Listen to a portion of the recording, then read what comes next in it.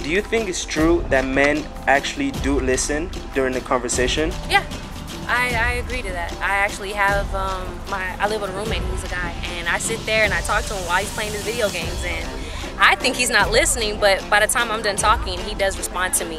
I think they listen. Sometimes it depends on the conversation and how much it interests them, or if it's boring them, or if they're close with the person. I think sometimes men, depending on the man, will listen during conversations. Yes, I think it depends on the guy, essentially. So I can't generalize and say all men don't listen.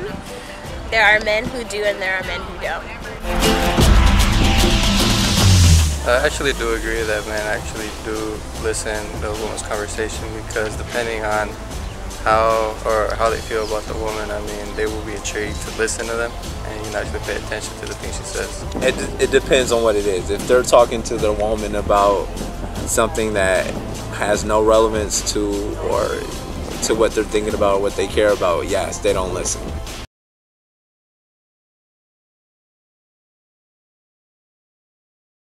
Yeah, we do.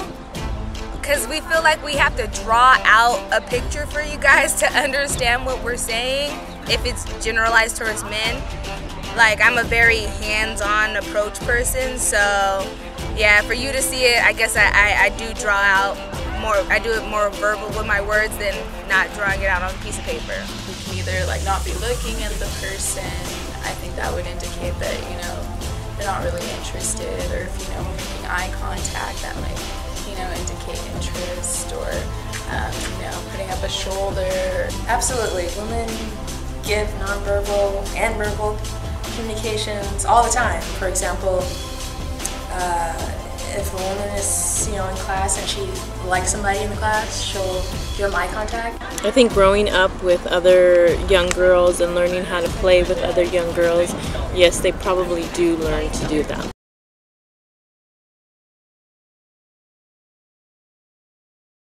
Usually if someone's not listening to me, then I'll just stop talking and just drop it. Just right in the middle of what I'm saying, I just stop.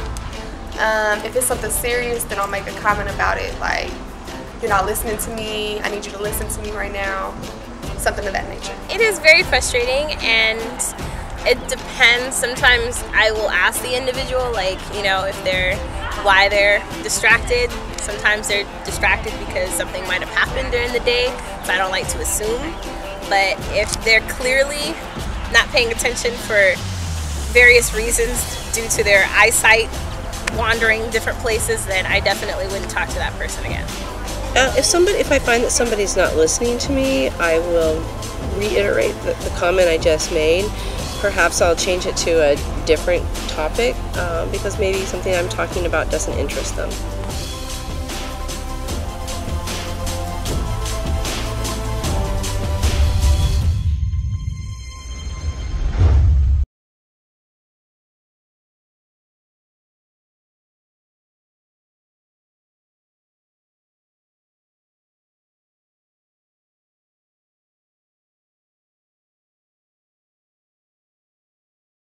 I ask a fair amount of questions, but I don't feel like I'm trying to interview them. If I'm trying to get to know them, then of course I'm going to ask some questions. It depends on the guy, and it depends on the subject. If they're telling me a story and I'm interested, I will ask questions just to show them that I am interested and I do want to know more about it.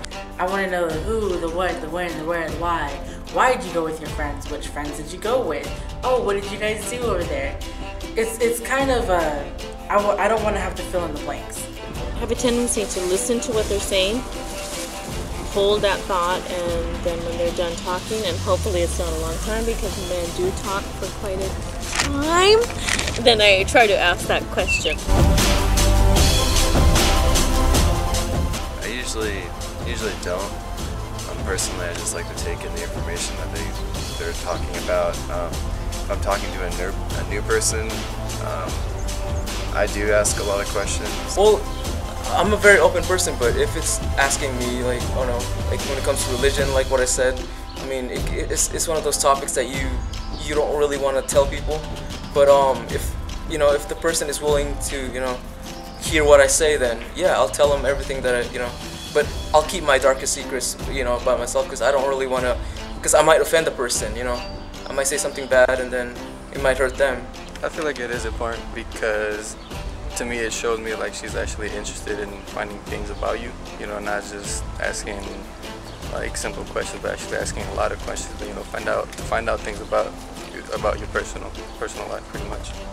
Yeah, I think it is important. It shows that they're listening. It shows that they're paying attention to what you're saying, and it shows that they're interested in what you're saying.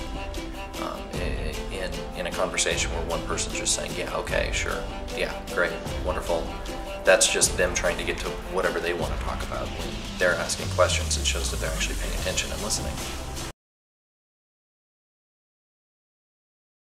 Yeah, I'd say majority agree that they do not like to seek for help because it's the simple fact of just men and our pridefulness and wanting to be the leader. Their sense of agency, the sense that they can handle their own business. I agree with that 100%. And the reason I agree with it, I think it kind of got to do with the way you were raised. My dad's kind of the same way, and you get that same attitude while growing up. I believe that most men have issues asking for help. Not necessarily because they don't feel that they don't need it, but they would try and do it themselves. Like they want to prove themselves that they can do it. Personally, I would just ask for help because I've been lost enough times that I want to get where I'm going.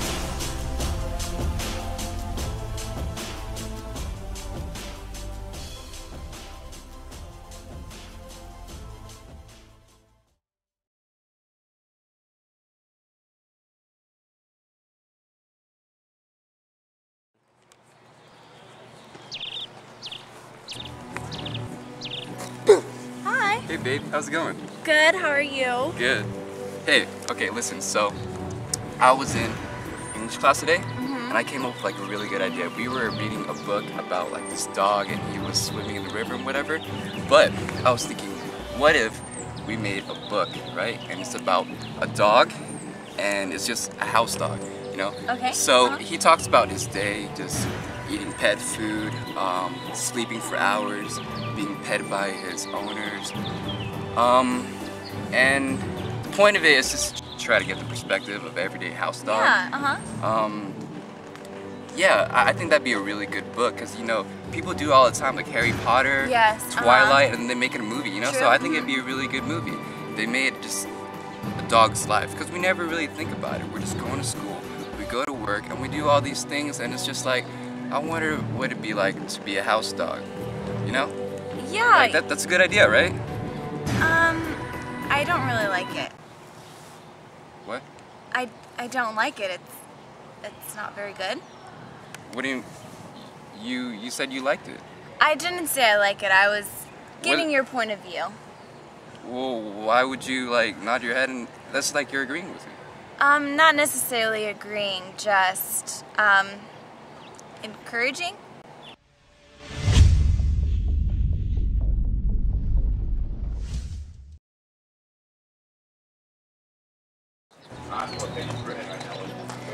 It's Mindy again.